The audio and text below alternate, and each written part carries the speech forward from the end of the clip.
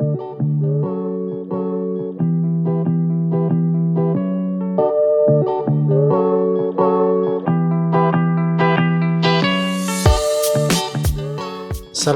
warahmatullahi wabarakatuh.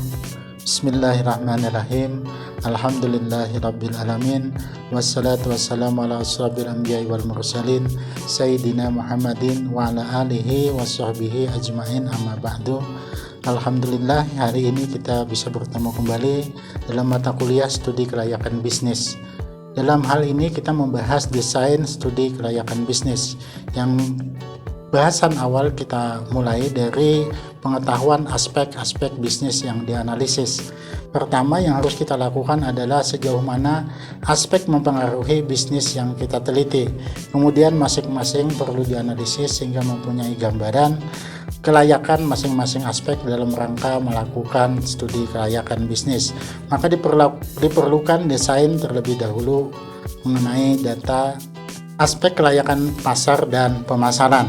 Deskriptif yang perlu kita bahas dalam pembahasan ini adalah pada bagian yang dimaksud dengan mengetahui karakteristik pasar dan pemasaran yang akan kita tuju. Hasil yang diperoleh pada aspek pasar dan pemasaran ini akan menjadi masukan untuk dianalisis aspek berikutnya. Standar kompetensi setelah mengikuti kuliah ini selama 1 semester secara aktif, mahasiswa mampu menganalisis dan mengaplikasi berbagai aspek dan teknik kompetensi dan terintegrasi dalam studi kelayakan bisnis, serta mampu menyusun suatu laporan dalam rangka meneliti kelayakan suatu proyek bisnis. Kompetensi dasar yang kita harus dapatkan setelah mengikuti kuliah ini dengan materi, mahasiswa mampu mengetahui dan mampu menganalisis aspek dasar pasar dan pemasaran, dan mampu menyusun strategi pemasaran yang akan dipakai dalam rencana bisnisnya.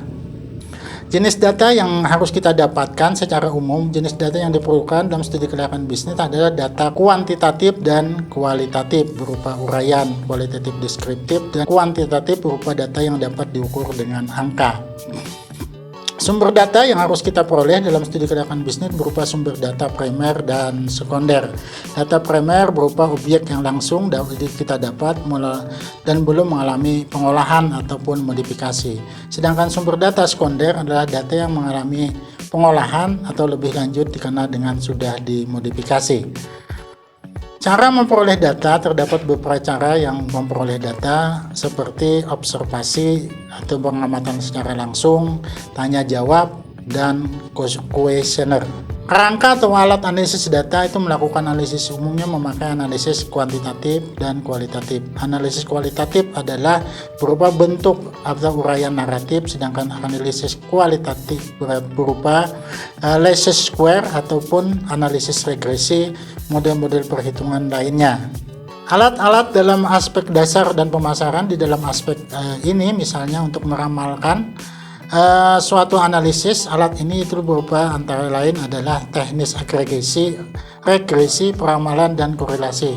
Sebelum melakukan analisis berdasarkan metode statistik, langkah pertama yang dibutuhkan adalah tersedianya data dan bisa berupa data primer maupun data sekunder. Data-data yang selanjutnya dianalisis sesuai dengan jenis dan alat analisis yang digunakan.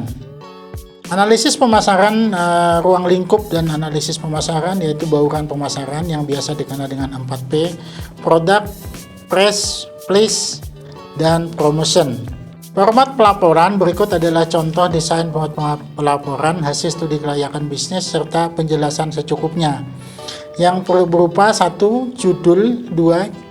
Kata pengantar, 3 daftar isi, 4 daftar tabel, yang kelima daftar gambar, yang keenam adalah daftar lampiran, yang ketujuh executive summary berupa mengenai objek penelitian, waktu penelitian, anggota tim peneliti, ringkasan hasil penelitian, dan rekomendasi hasil penelitian.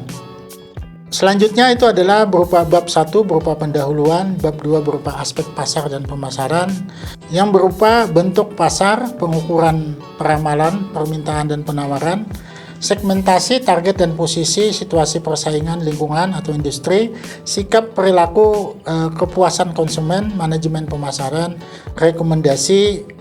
Ketiga adalah simpulan, rekomendasi, dan lampiran-lampiran. Terima kasih. Assalamualaikum warahmatullahi wabarakatuh.